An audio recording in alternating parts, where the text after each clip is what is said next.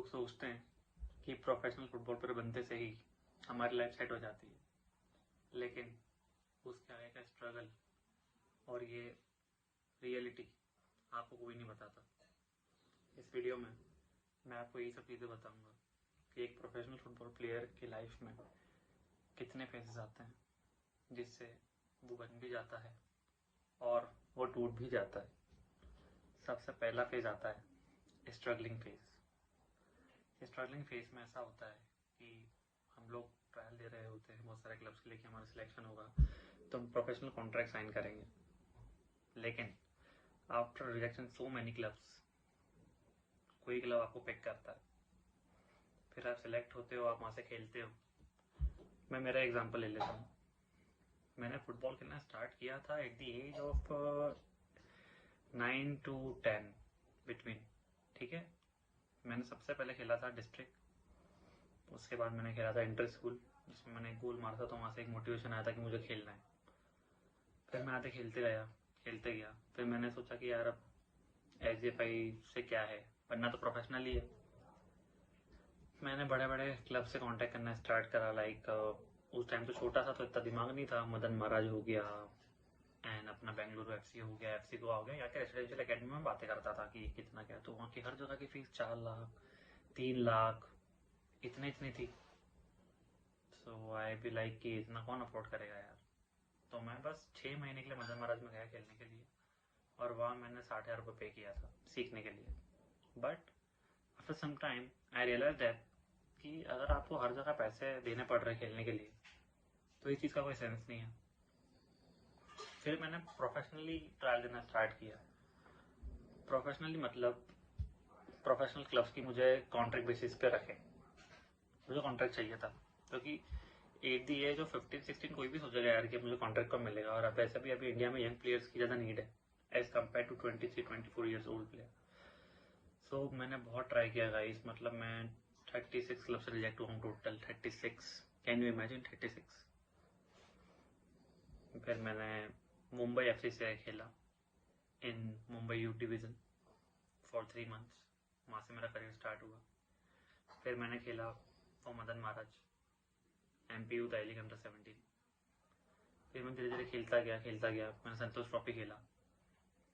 फिर मुझे under 17 India call up कैसे मिला कि दिल्ली में ट्रायल था।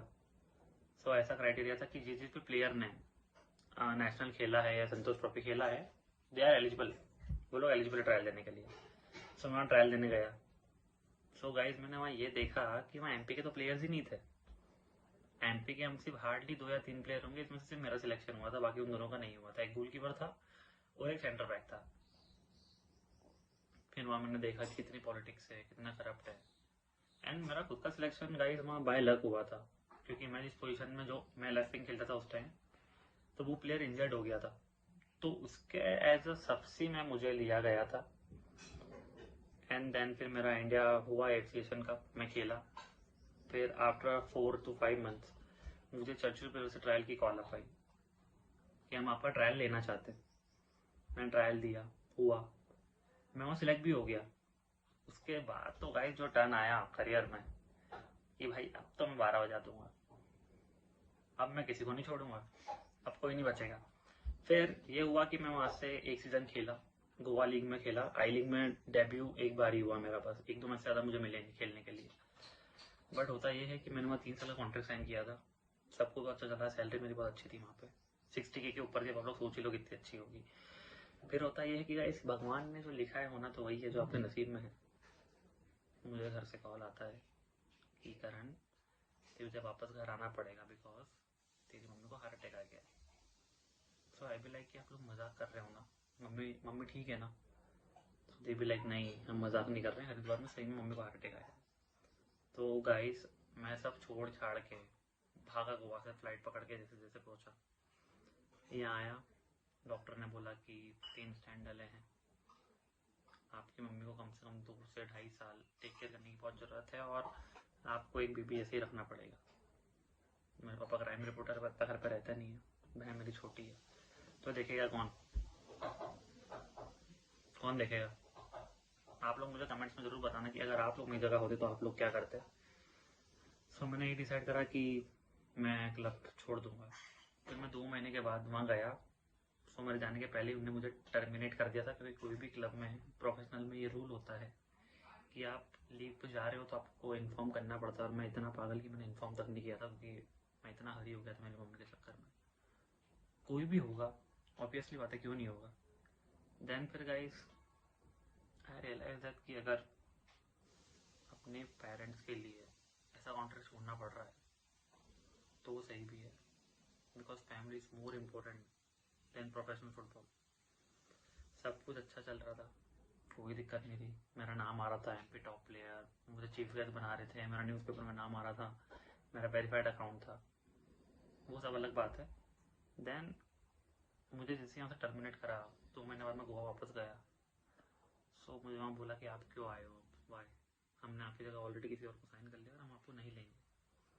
सो आई क्राई कि मैं क्या करूँ यार, अब तो कुछ होगा ही नहीं। फिर मैंने वहाँ मेरे पापा को कॉल किया कि पापा मेरे साथ ऐसा हुआ, ये हुआ, वो हुआ।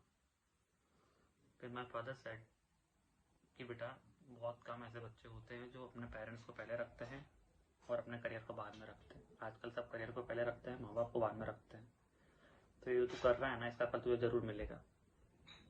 पापा बोलते रो क्या रहा है यार, यही तो है, तेरा नाम कितना है, तू फेमस है, तेरे पास फेम है, मनी है, सब कुछ है, और क्या चाहिए देखो। एंड उस टाइम मेरा पापा एकदम मोटिवेटर थे मेरे लिए। मैं और मेरी मम्मी रो रहे थे कि हटा दिया, निकाल दिया, बट वो एकदम चिल उनको कोई मतलब नहीं। मैं रो रहा हूँ साला बहन, सॉरी, मैं वहाँ रो रहा हूँ और वो मुझे इंस्टा पे रील भेज रहे मतलब उनको कोई मतलब ही नहीं है। फिर मैं बोला पापा यार आप रील भेज रहे हो, मेरा कॉन्ट्रैक्ट चलेगा, मैं टर्मिनेट कर दिया, क्या है ये। तो बोलते मेरी 5 साल पुरानी जो गर्लफ्रेंड थी उनको छोड़ के मैं जब नहीं रोया तो मैं अब रोऊंगा क्या। तो